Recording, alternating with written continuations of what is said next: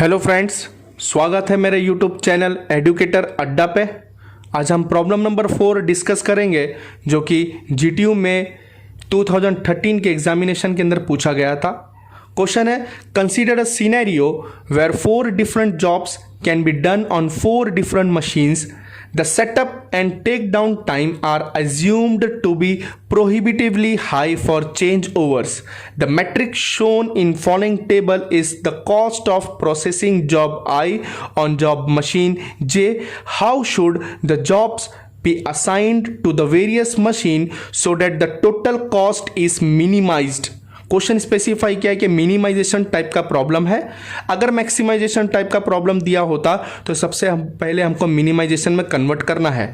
तो यहाँ पे डायरेक्टली मिनिमाइजेशन टाइप का प्रॉब्लम है तो हम हंगेरियन मेथड का जो स्टेप है उसको डायरेक्ट फॉलो करेंगे।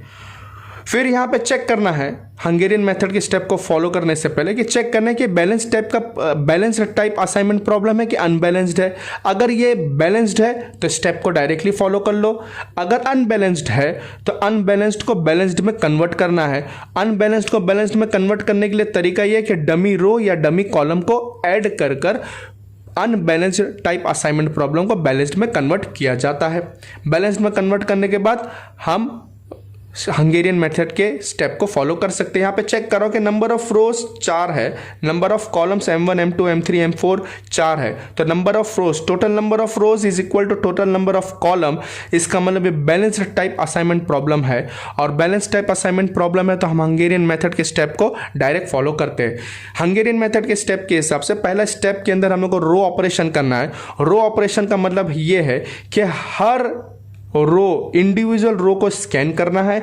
स्कैन करने के बाद उस स्कैन करने के टाइम उसमें से जो मिनिमम नंबर रहेगा उसको सिलेक्ट करना है। सिलेक्ट करके सारे नंबर के साथ माइनस करना है। इसको हम लोग कहते हैं रो ऑपरेशन। तो यहाँ पे अगर मैं चेक करता हूँ तो पहले वाले रो के अंदर जो मिनिमम नंबर है वो 5 है तो उसको मैं सारे नंबर के साथ माइनस करता हूँ। तो 5 - 5 0, 7 - 5 2, 6 11 - 5 6 और 6 - 5 1 बच जाएगा। इसी तरह अगर मैं सेकेंड रो की बात करूँ तो सेकेंड वाले रो के अंदर भी मिनिमम नंबर 5 है तो 8 - 5 3, 5 - 5 0, 9 - 5 4 हो जाएगा और 6 - 5 1 बच जाएगा। इसी तरह अगर मैं थर्ड वाले रो की बात करूं तो थर्ड वाले रो के अंदर मिनिमम नंबर 4 है तो यहाँ पे 0 हो जाएगा, 7 - 4 3 हो जाएगा, 10 - 4 6 हो जाएगा, 7 - 4 3 बच जाएगा। इसी तरह अगर फोर्थ वाले कॉलम के अंदर फोर्थ वाले रो के अंदर अगर मैं चेक करता हूँ तो फोर्थ वाले रो के अंदर हमारा मिनिमम नंबर 3 है। सारे नंबर के साथ मैं माइनस करूंगा तो यहाँ पे बचेगा 7 हो जाएगा, यहाँ पे 1 बच जाएगा, यहाँ पे 5 बचेगा और यहाँ पे 0 बचेगा।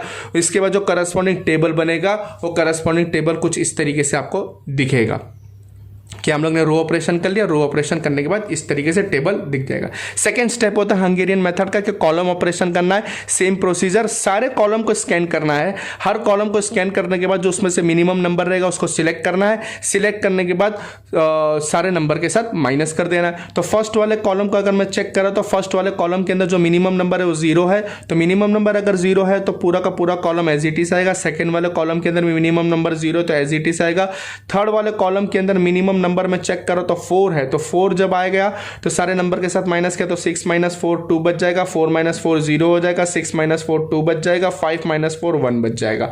इसी तरह फोर्थ वाले कॉलम को जब मैं स्कैन कर रहा हूं तो इसमें मिनिमम नंबर 0 है तो इसमें सेम है, मिनिमम नंबर 0 है तो पूरा का पूरा कॉलम सेम एज आ जाएगा। ये हो गया सेकंड स्टेप। थर्ड स्टेप हम लोग कहते हैं असाइनमेंट कहता जाता है। इसको फाइनल स्टेप भी कहा जाता है कि फाइनल स्टेप में हमको असाइनमेंट करना है। असाइनमेंट करने का जो तरीका है कि हमको पूरी की पूरी रो को स्कैन करना है और पूरे के पूरे कॉलम को स्कैन करना है और स्कैनिंग प्रोसीजर तब तक चलेगा जब तक हमारे सारे के सारे 0 कैंसिल ना हो जाए। और स्कैनिंग करने के टाइम हमको ध्यान रखना है कि हम लोग हर रो को जब स्कैन कर रहे हैं तो उस रो के अंदर एक 0 कहां पे है।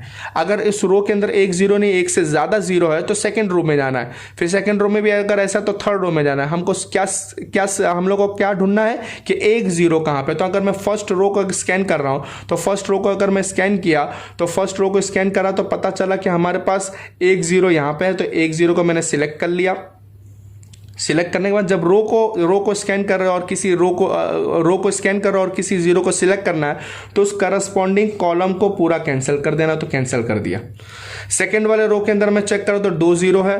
थर्ड वाले रो के अंदर मैं चेक कर रहा हूं तो एक भी 0 नहीं है। फोर्थ वाले रो को चेक कर रहा हूं तो फोर्थ वाले रो के अंदर एक 0 है तो इसको सिलेक्ट कर लिया। सिलेक्ट करने के बाद करस्पॉन्डिंग कॉलम पूरी कैंसिल कर दिया। ठीक है। अब रो स्कैनिंग खत्म हो गया, कॉलम स्कैनिंग करना। तो कॉलम स्कैनिंग के अंदर पहला कॉलम तो स्कैन कर ही नहीं सकता, कैंसिल हो चुका है। फोर्थ कॉलम भी स्कैन नहीं कर सकता, कैंसिल हो चुका है। तो यहाँ पे मैं चेक कर रहा हूँ कि सेकंड कॉलम के अंदर एक जीरो है, तो सेकंड कॉलम के अंदर एक जीरो। अब कॉलम जब मैं स्कैन कर रहा हूँ और किसी जीरो का असाइन कर रहा हूँ तो करस्पॉन्डिंग रो पूरी कैंसिल हो रही है। तो करस्पॉन्डिंग रो को मैं पूरी कैंसिल कर देता हूँ, करस्पॉन्डिंग रो मेरी कैंसिल हो गए। अब थर्ड वाला कॉलम मैं देख रहा हूँ कि यहाँ पे जीरो तो है नहीं, अब सारे के सारे जीरो कैंसिल हो चुके हैं। तो मतलब स्कैनिंग प्रोसीजर यहाँ पे स्टॉप कर देना है। फिर चेक करना है कि ऑप्टिमम सोल्यूशन रीच हुआ है कि नहीं रीच हुआ है। वो चेक करने का तरीका ये है कि नंबर ऑफ रोज जितने हैं उतने असाइनमेंट होना चाहिए, बट यहाँ पे मैं देख रहा हूँ कि नंबर ऑफ रोज 4 है और असाइनमेंट हमारे 3 हुए हैं। इसका मतलब एक कम पड़ रहा है। इसका मतलब कि हमारा ऑप्टिमम सोल्यूशन रीच नहीं हुआ है, और ऑप्टिमम सोल्यूशन जब रीच ना हुआ हो तो उसका प्रोसीजर को और आगे करना। अगर यहाँ पे अगर नंबर ऑफ रोज और नंबर ऑफ असाइनमेंट अगर सेम हो जाते तो सोल्यूशन को हम लोग यहीं पे स्टॉप कर देते, प्रोसीजर को यहीं पे स्टॉप कर दिया जाता, क्योंकि ऑप्टिमम सोल्यूशन रीच हो चुका है। जो भी कैलकुलेशन रहता है कैलकुलेशन हम लोग कर लेते, जो भी कॉस्ट था टोटल मिनिमम कॉस्ट वो कैलकुलेट करके आंसर लिख देते। बट यहाँ पे एक कम पड़ रहा है, मतलब हमारा ऑप्टिमम सोल्यूशन रीच नहीं हुआ है। सोल्यूशन आगे स्टेप को आगे फॉरवर्ड करना है। स्टेप को आगे फॉरवर्ड करने का जो तरीका ये है कि जो बचा हुआ नंबर है, जो कट नहीं हुआ है, जो बचा हुआ नंबर है, उस बचे हुए नंबर में से जो मिनिमम नंबर है उसको सिलेक्ट करना है। तो मिनिमम नंबर अगर मैं चेक करूँ तो 2 2 3 2 में से 1 में से मिनिमम नंबर 1 है, 1 को सिलेक्ट कर, इस 1 को बचे हुए नंबर में से माइनस कर देना, बचे हुए नंबर में से माइनस कर देना। जैसे 2 - 1 1 हो जाएगा, यहाँ पे 1 हो जाएगा, यहाँ पे 3 - 2 कितना हो जाएगा, 3 - 1 2 बच जाएगा, यहाँ पे कितना बच जाएगा 2 - 1 1 बचेगा, यहाँ पे 0 0 बचेगा। और जहां पे भी इंटरसेक्शन पॉइंट है, इंटरसेक्शन पॉइंट नंबर अगर देख रहे हो, अगर इंटरसेक्शन पॉइंट नंबर देख रहे हो तो यहाँ पे 3, यहाँ पे ऑरिजेंटल लाइन और वर्टिकल लाइन इंटरसेक्ट हो रहा है, यहाँ पे ये 1 को ऐड करना है। तो 3 + 1 क्या हो जाएगा 4 हो जाएगा।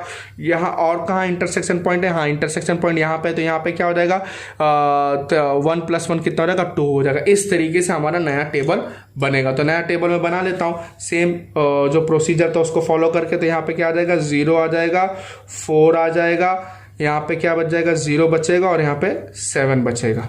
इसी तरह मशीन 2 के लिए यहाँ पे क्या बच जाएगा, यहाँ पे माइनस करना था तो यहाँ पे 1 बच जाएगा, 1 बचेगा, 0 बचेगा, 2 बचेगा और 0 बच जाएगा। फिर थर्ड वाले के लिए क्या हो जाएगा, यहाँ पे 1 बचेगा, 0 बचेगा, 1 बचेगा और 0 बच जाएगा। फोर्थ वाले मशीन के लिए क्या बच जाएगा 1 बचेगा, 2 बचेगा, 3 बचेगा और 0 बच जाएगा। इस तरीके से हम लोग ने जहाँ पे भी मतलब जहाँ पे भी लाइनिंग था वहाँ पे माइनस कर दिया, और जहाँ पे इंटरसेक्शन पॉइंट था वहाँ पे प्लस कर दिया, और बचे हुए नंबर में से जो कैंसिल नंबर था उसमें कोई भी हम लोग छिड़का नहीं करें, सेम एज इट इज लिख देना। लिखने के बाद वापस से वही असाइनमेंट प्रोसीजर चालू करना है। असाइनमेंट प्रोसीजर चालू करने के टाइम हम लोग को देखना है कि कहाँ पे एक 0 है, एक 0 कहाँ पे है, रो स्कैनिंग करने के टाइम और कॉलम स्कैनिंग करने के टाइम। तो मैं पहला रो जब स्कैन किया तो पहला वाला रो स्कैन किया तो 1 0 यहाँ पे है, तो इसको मैंने सिलेक्ट कर लिया। करस्पॉन्डिंग कॉलम पूरी कैंसिल कर दूंगा, करस्पॉन्डिंग कॉलम मैंने कैंसिल कर दिया। इसी तरह अगर मैं सेकंड रो को चेक करा तो यहाँ पे सेकंड रो में 2 0 है तो कुछ नहीं कर सकता। थर्ड रो को जब चेक करा तो थर्ड रो के अंदर एक भी 0 नहीं है, ठीक है, कैंसिल हो चुका है, 1 0 था कैंसिल हो चुका है। फोर्थ रो को जब मैं सिलेक्ट कर रहा तो फोर्थ रो के अंदर 3 0 है तो कुछ नहीं कर सकता। अब क्या काम करता, कॉलम स्कैन करता, तो कॉलम में पहला वाला कॉलम तो स्कैन नहीं कर सकता, कैंसिल हो चुका है। सेकंड वाले कॉलम को जब स्कैन करा तो 2 0 था, थर्ड वाले कॉलम को स्कैन किया तो 2 0 था, फोर्थ वाले कॉलम को स्कैन किया तो 1 0 था, तो 1 0 को मैंने सिलेक्ट कर लिया। अब करस्पॉन्डिंग हॉरिजॉन्टल रो पूरी जो रो रहेगी वो कैंसिल हो जाएगी, क्योंकि कॉलम के अंदर स्कैन करके हम लोग ने सिलेक्ट किया।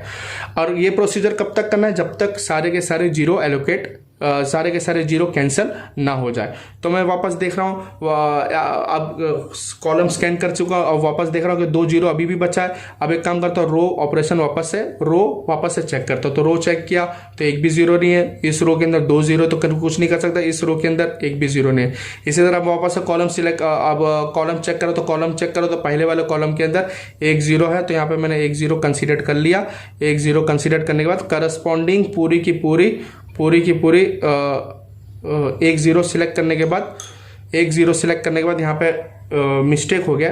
1 0 सिलेक्ट करने, हम लोग कॉलम जब सिलेक्ट कर रहे थे तो कॉलम सिलेक्ट करने के टाइम हम लोग को हॉरिजॉन्टल लाइन कैंसिल करनी रहती है। हॉरिजॉन्टल लाइन कैंसिल करनी है तो इसको मैं मिटा देता हूँ।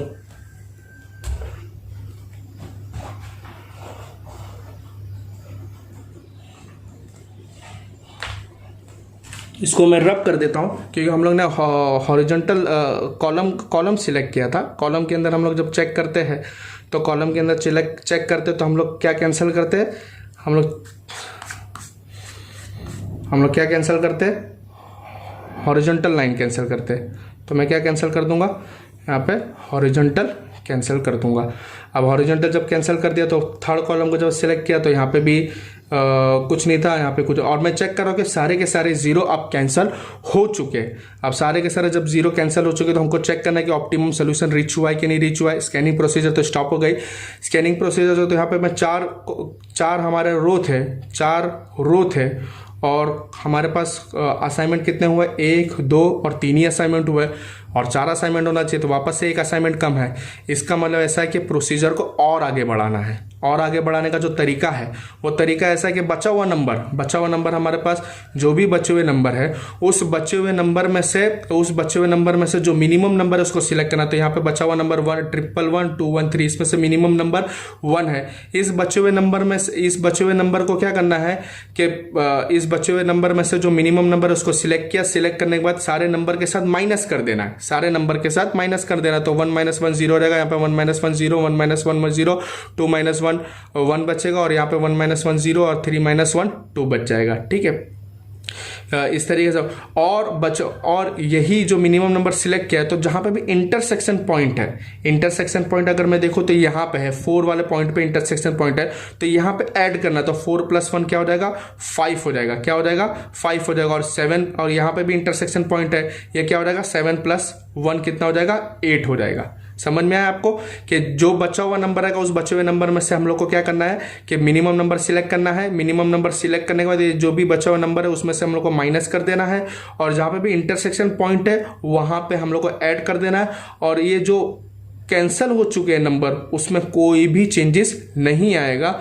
तो उस टेबल को मैं पहले से यहाँ पे बना दिया। उस टेबल को बनाने का रीज़न ऐसा है कि हम लोग को असाइनमेंट करना है, वीडियो थोड़ी छोटी रहे, तो हम लोग ने पहले से टेबल बना लिया कि सारे के सारे नंबर जहाँ पे इंटरसेक्शन पॉइंट था वहाँ पे ऐड कर दिया, जहाँ नंबर था उसको हम लोग ने जो बचे हुए नंबर थे उसको लिख लिया, और जो बचे हुए वो बाकी सब नंबर को जो माइनस करके जो टेबल बचता है आउटपुट, वो टेबल बना लिया। अब क्या करना है, वापस से असाइनमेंट करना है।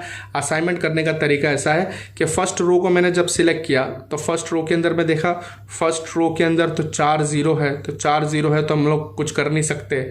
तो सेकंड वाले रो के अंदर आ जाता है, सेकंड वाले रो के अंदर 2 0 है। थर्ड वाले रो के अंदर हम लोग को 1 0 ढूंढना है, तो थर्ड वाले रो के अंदर चेक किया तो थर्ड वाले रो के अंदर भी 2 0 है। फोर्थ वाले रो के अंदर मैं चेक किया तो फोर्थ वाले रो के अंदर 3 0 है, तो कुछ नहीं कर सकता। अब कॉलम के अंदर जब सिलेक्ट करा तो कॉलम के अंदर मैं देख रहा हूँ कि कॉलम के अंदर देख रहा हूँ तो पहले वाले कॉलम के अंदर 2 0 है, सेकंड वाले कॉलम के अंदर 3 0 है, थर्ड वाले कॉलम के अंदर 4 0 है, और फोर्थ वाले कॉलम के अंदर 2 0 है। इसका मतलब क्या पता चला कि हमारे पास जो मिनिमम नंबर ऑफ जीरो वो 2 है। तो अब कोई ऑप्शन नहीं है, तो ये 2 0 वाले नंबर को भी हमको सिलेक्ट करना पड़ेगा। सिलेक्ट करने के जो तरीके हैं अपने हिसाब से कर लेते, तो अब 2 नंबर वाले में से जो मिनिमम नंबर है अपने हिसाब से सिलेक्ट करते जाते हैं। तो फर्स्ट वाले रो के अंदर वापस स्कैनिंग कराओ। स्कैनिंग प्रोसीजर जब तक करना जब तक सारे जीरो कैंसिल ना हो जाए। तो फर्स्ट वाले के अंदर 4 था, हम लोग को 2 वाला अब देखना है। तो सेकंड क्योंकि 1 वाला तो है ही नहीं कहीं पे भी, तो सेकंड वाले रो को जब चेक करा तो सेकंड वाले रो के अंदर देख रहा हूँ कि 2 0 है। 2 0 में से 1 0 में सिलेक्ट कर लेता हूँ। 1 0 जब मैंने सिलेक्ट किया, 1 0 सिलेक्ट किया तो करस्पॉन्डिंग कॉलम मेरी पूरी कैंसिल हो गई। करस्पॉन्डिंग कॉलम मेरी पूरी कैंसिल हो गई। इसी तरह थर्ड वाले रो के अंदर मैं देखा 2 0 है, तो मेरे पास 2 पॉसिबिलिटी, चाहूँ तो ये वाला 0 भी सिलेक्ट कर सकता हूँ, हमेशा डायगोनल वाला सिलेक्ट करना था, ये भी डायगोनल पे आता है, ये भी सिलेक्ट कर सकता हूँ, ये भी सिलेक्ट कर सकता हूँ, ये भी सिलेक्ट कर सकता हूँ। अगर मैं ये सिलेक्ट करता हूँ या फिर ये सिलेक्ट करता हूँ, आंसर के अंदर कोई चेंजेस नहीं आता है। मैं आपको ये वाला जो स्टेप है एक और बार करके दिखाऊंगा कि आंसर के अंदर कोई फर्क नहीं आता, कि आप लोग सिलेक्शन जो अपनी मर्जी का करते हो उसके अंदर सिलेक्शन डायगोनली अगर हमारे पास 2 से, इसको हम लोग कह सकते हैं कि इसके अंदर मल्टीपल सोल्यूशन एग्जिस्ट है, इसलिए वाला क्वेश्चन लिया गया था। तो यहाँ पे मैं एक काम करता हूँ, पहली बार यहाँ वाला सिलेक्ट कर लेता हूँ, ये वाला 0 सिलेक्ट कर लेता हूँ, ये डायगोनल वाला 0 सिलेक्ट कर लेता हूँ। अब करस्पॉन्डिंग कॉलम पूरी कैंसिल हो जाएगी, करस्पॉन्डिंग कॉलम कैंसिल हो गए।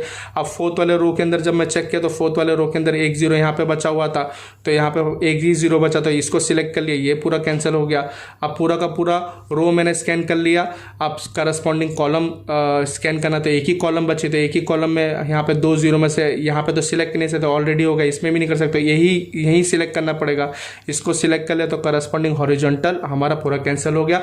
मैं चेक कर लिया कि हमारे नंबर ऑफ रो 4 थे, नंबर ऑफ असाइनमेंट भी 4 हो गए, नंबर ऑफ रो 4 है और नंबर ऑफ असाइनमेंट अगर 4 है तो हम लोग कह सकते हैं कि हमारा ऑप्टिमम सोल्यूशन रीच हो चुका है। तो हम लोग करस्पॉन्डिंग पोजीशन लिख लेते हैं। तो J1 की करस्पॉन्डिंग पोजीशन क्या थी, M1 थी। J2 की करस्पॉन्डिंग पोजीशन क्या थी, M2 थी। और J3 की करस्पॉन्डिंग प्रोसीजर M3 थी और J4 की करस्पॉन्डिंग पोजीशन क्या था, M4 था। इसके जो करस्पॉन्डिंग नंबर थे उसको क्वेश्चन में से चेक करना, इस पोजीशन में क्या नंबर थे, इस पोजीशन में क्या नंबर थे, इस पोजीशन पे क्या नंबर थे, इस पोजीशन पे क्या नंबर थे, वो क्वेश्चन में चेक करना है। तो हम लोग ने जब चेक किया तो M1 पोजीशन पे 5 नंबर था, 5 था। M2 पोजीशन पे भी 5 नंबर था। फिर M3 पोजीशन पे हमारा 10 नंबर था और M4 पोजीशन में 3 नंबर था। तो टोटल इसको मैंने कॉस्ट किया तो 5 + 5 10, 10 + 10 20, 20। तो यहाँ पे कितना आ गया, 23 रुपीज़। तो ये हो गया हमारा। हम लोग ने अगर ये वाला सिलेक्ट किया था तो इसका हम लोग मल्टीपल जो असाइनमेंट है, मल्टीपल सॉल्यूशन एग्जिस्ट है, तो उसका मैंने क्या करा, यहाँ पे आंसर हमारा आ चुका है। फिर भी आपको मैं बताना चाहता हूँ कि अगर मैं ये 0 के बदले में ये 0 सिलेक्ट करता तो आंसर के अंदर कोई फर्क नहीं आता, वो आपको मैं प्रूफ के साथ बताता हूँ। तो चलो मैंने चेक किया, वापस से असाइनमेंट चेक करना। तो असाइनमेंट में पहले हम लोग ने फर्स्ट रो स्कैन किया तो 4 था, दूसरे के अंदर 2 जीरो था, थर्ड वाले के अंदर भी 2 जीरो था, फोर्थ वाले के अंदर भी 3 जीरो था, कॉलम के अंदर भी 2 जीरो, यहाँ पे भी 3 जीरो, इसमें 4 जीरो, इसके अंदर 2 जीरो, मतलब मिनिमम जीरो जो है 2 ही वाले। तो हम लोग क्या करते हैं, हम लोग 2 वाले से सिलेक्ट करना चालू करते हैं।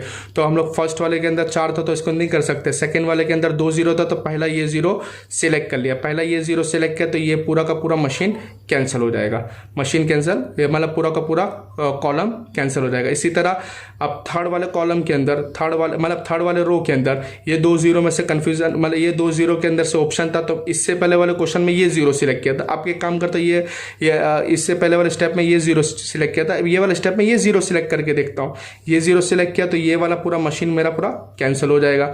इसी तरह अब J4 के अंदर मैं देख रहा हूँ, J4 के अंदर 2 था, तो J4 के अंदर में 2 था तो इसको मैं सिलेक्ट कर लेता हूँ। J4 के अंदर 2 था तो इसके अंदर में से इसको एक सिलेक्ट कर लेता हूँ, इसको सिलेक्ट किया तो ये पूरा कैंसिल हो जाएगा। होने के बाद अब मैं क्या करूँगा, कॉलम स्कैनिंग करूँगा। तो 3 कॉलम तो स्कैन नहीं कर सकता, यही कॉलम बचा तो इसको सिलेक्ट कर लेता हूँ, इसको सिलेक्ट करा तो ये हॉरिजॉन्टल पूरा हमारा कैंसिल हो जाएगा। अब करस्पॉन्डिंग पोजीशन जो है उसकी करस्पॉन्डिंग पोजीशन लिख लेता हूँ। J1 के लिए मेरे करस्पॉन्डिंग पोजीशन क्या आई, M4 आई। J2 के लिए करस्पॉन्डिंग पोजीशन क्या आई, M2 आई। और J3 के लिए करस्पॉन्डिंग पोजीशन क्या है, M1 आया। और J4 के लिए करस्पॉन्डिंग पोजीशन क्या है, M3 है। एक काम करता हूँ, क्वेश्चन वाला पेज निकाल लेता हूँ, क्वेश्चन वाले पेज से हम लोग जो करस्पॉन्डिंग नंबर है उसको लिख लेते हैं। करस्पॉन्डिंग नंबर है उसको लिखते हैं यहाँ पे। अगर मैं चेक कर रहा हूँ करस्पॉन्डिंग नंबर, तो J1 के लिए M4 पोजीशन, J1 के लिए M4 पोजीशन पे हमारा करस्पॉन्डिंग नंबर कितना था, 6 था। J2 के लिए M2 पोजीशन पे करस्पॉन्डिंग नंबर कितना था, 5 था, +5। J3 के लिए M1 था तो M1 के लिए करस्पॉन्डिंग पोजीशन कितना था, 4 था, 4 लिख लिया। फिर इसी तरह J4 के लिए हमारा करस्पॉन्डिंग पोजीशन M3 था तो कितना था हमारा, 8 आ गया। तो यहाँ पे हम लोग अगर इसको टोटल करते तो 6 + 5 11, 11 + 4 15, 15 + 8 कितना आ जाएगा, 23 रुपीज़। तो हमारे पास 2 सोल्यूशन एग्जिस्ट है, एक सोल्यूशन ये वाला भी, ये सोल्यूशन भी ये वाला। तो असाइनमेंट हम लोग कुछ भी करें, आंसर के अंदर कोई भी चेंजेस नहीं आता, आप देख सकते हो। इसके बावजूद भी अगर आपको कोई क्वेश्चन होगा तो आप लोग कमेंट बॉक्स में ज़रूर पूछें। वीडियो अच्छी लगी हो तो लाइक ज़रूर करना, और अभी तक चैनल को सब्सक्राइब ना किया हो तो सब्सक्राइब कर लीजिए, बेल आइकन पे क्लिक कर दीजिए आगे के नोटिफिकेशन के लिए। आपके लाइक से, आपके कमेंट से, आपके क्वेश्चन पूछने से हमको मोटिवेशन मिलता है और अच्छी तरीके से हम लोग मेहनत करके वीडियो बनाएंगे। और तब तक के लिए थैंक यू।